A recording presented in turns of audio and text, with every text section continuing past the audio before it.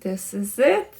It's a wrap of my 30-day challenge to myself that completely was created out of spontaneity and curiosity and play. Um, and I'm dressed for the occasion, and the sun is a little bit. Let's see, this way better. Yeah, I'm kind of dressed for the occasion. I'm feeling the surge of new energy, the newness, the freshness. In my new cycle, I've completed the race. I'm completing this challenge. I'm starting new, fresh, and yeah, feeling very alive and yeah, grateful for this journey that I had to explore and share and witness myself and connect with some of you. So it was beautiful, and I would love to actually carry on. And I'm also very mindful of my time at the moment, committing to another challenge. But I feel like I would love to keep some sort of daily share going on, so it might be something short. Yeah, so this is what I would love to create at the moment. And we'll see how that will work out. But yeah, what did I learn through this 30 days? I guess the biggest thing that I'm seeing now, being at the end of it, is how I tend to start slacking at the end of something, because it's like, nah, it's like, same old, same old. There's no more kind of freshness or aliveness. And so seeing that and learning that I create that freshness, I create that aliveness. Like, it's not a happening. Yes, the kind of be going through the same thing over and over again may create that stagnation, but it's up to me as a creator to bring that aliveness into something, to breathe the aliveness into something. I've learned that throughout the whole challenge I was still being very inconsistent. In a way, when I was recording it, I didn't really set a time when I'm like, okay, every morning at this time I'll be recording, uploading it by a certain time. And it was a little bit all over the place and a little bit chaotic. And maybe for the next challenge I would create some time restraints, time commitments. Yeah, because I think I was still following this feeling, like I need to feel something, I need to know something in order to record, and really forgetting the power of the present moment and the fact that I can source everything from the present moment. Like, and it's just the fact of showing up and allowing that inspiration to flow through me. So that's I've really appreciated how everything was kind of evolving and how I was evolving, and hearing myself back allowed me for deeper introspection as well.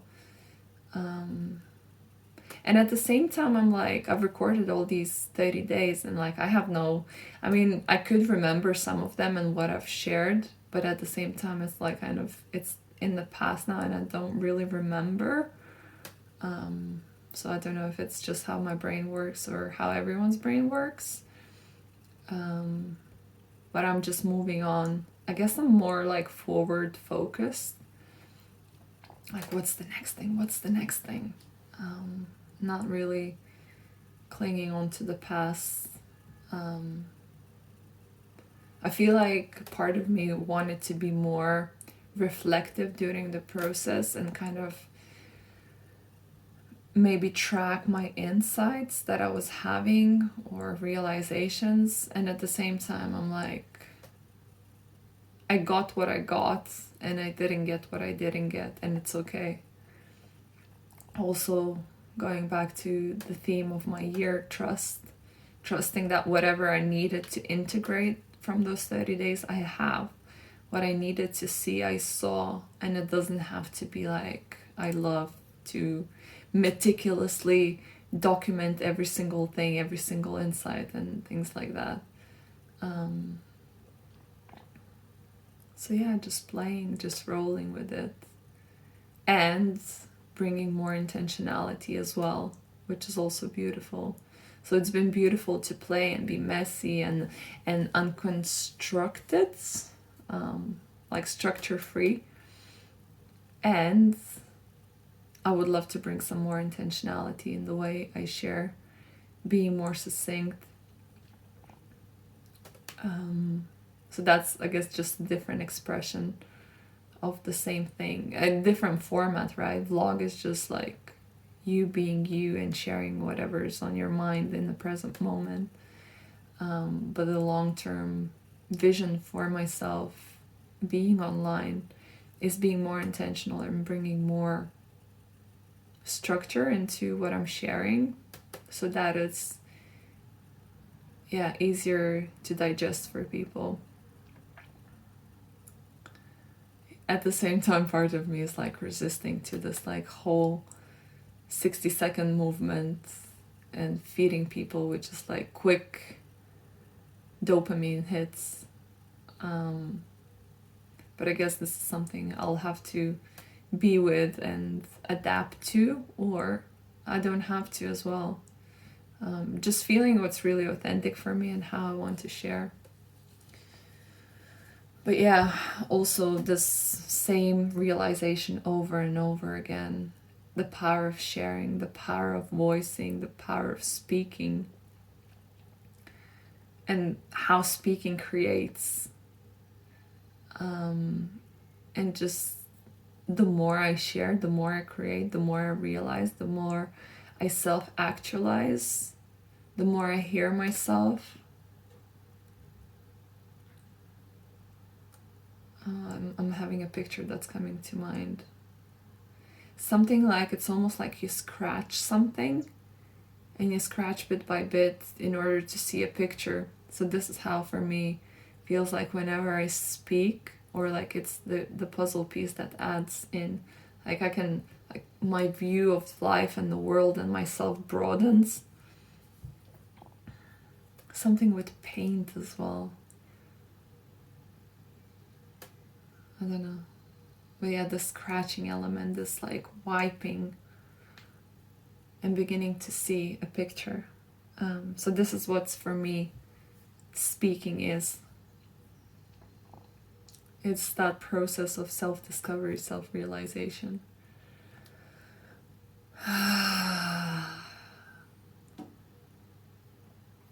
Yeah, so it's been a beautiful journey. And I acknowledge myself for showing up every day, even through resistance, and learning through that resistance. And seeing what's not serving as well for me in the journey. Like, what do I need to change in order for me to show up more powerfully, in order for me to show up more present? So removing coffee was a big thing. Removing caffeine in the end was a big thing because it was hindering me. And even this morning I was being with myself, caffeine free, not stimulated, and I was journaling and I was like, am I missing out? Because I used to get that hit and that would prompt me into action and into creation and into inspiration. And I'm like, am I missing out now that I've stopped? Because the energy is very subtle, it's very stable. But then I wrote something else. Now I'm curious to remember because it was something interesting. I'm feeling as though I'm missing this extra fuel I used to get from caffeine that would propel me into all sorts of action. Not sure if that's adding or taking away the value from my creation. Oh, this is what I loved. And now I'm not gonna read my writing.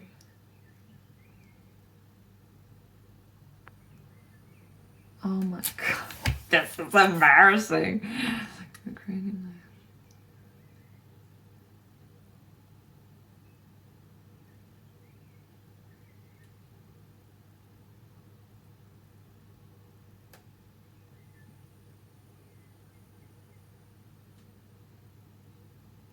What is this word? It makes no sense. Anyway, but the idea is like, with me being with coffee and caffeine, it was as if I've been creating life with the cheat codes. And the time has come now where I cannot, or I refuse to use those cheat codes. So it's like, okay, learning how to actually create without the stimulation, without the cheat codes. So I really love that analogy. And it reminded me of a friend who he used to inject like into the muscles, I don't know, to pump the muscles. And then he stopped. And then someone else shared something similar as well.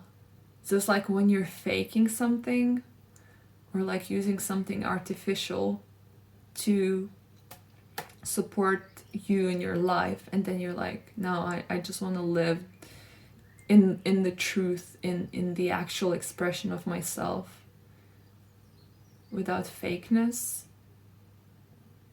And then it's like kind of readjusting back into self. Okay, I'm going very broad and deep, I think, but yeah, so coffee was one of the things that through this challenge as well, and overall I've began to see how it doesn't support my creation, my fullest, truest, most vibrant self-expression. Food choices, working out, cold showers, all these things, all these good things, meditation, all these things that are contributing to my blossoming, but I've not been being consistent, and the times when I've been inconsistent, that created that unease or suffering or frustration. So now I'm like, okay, back to basics, back to being me, back to my practices. And this next challenge will really ground me into that. And I'm noticing how I am committed even deeper now, to where I'm going, to what I'm creating, wanting to show up more powerfully for my clients, for my friends, for my family, and seeing where I'm actually sourcing that power and where that power is being diminished, and consciously beginning to choose more of what fuels me rather drains me. And that's in my new cycle. Probably at the end of this cycle, I might be like, I don't know what's happening. It's too much. Oh, yeah. Learning how to navigate whatever life throws at you. Life will always throw something at you. Life is inherently uncertain, and it's up to us to create that certain way of being that's unshakable, that whatever the weather, whatever is the situation, whatever is the tragedy, we can withstand it because we're so fucking rooted deeply into the earth. We're so grounded in our being and who we are and what we're here for, that fucking throw anything at me, I'm standing still. I'm not even blinking. And that's probably some Goggins energy channeling through. Anyway, I'm gonna stop here. It's been a blast, and I'm definitely staying online, and I'm definitely sharing. Might not be vlog, or maybe, I'm not sure. I'm kind of allowing now a little bit of space for it to percolate and to see what's next coming out. And I want to invite you guys, whoever was watching me from the start or watched a lot, and something that I promised actually at the beginning of the challenge, that whoever will be the most person who watched the most and got the most out of being with me, I'll offer free coaching. So what I would love for you to do is to share with me, either in the comments or privately, what did you get out of being with me for those 30 days or however many days you've been with me? What did you learn? What did you saw? And what it is that you would love to get out of being with me one-to-one. And I'll choose one person that had the deepest insights, and I'll offer a free coaching session with me.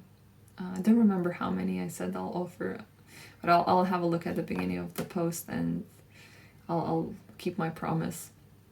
So thank you for being with me. Thank you for sticking with me, with my pauses, with my confusion, with my everything, you know, all of me. Yeah, and keep following along.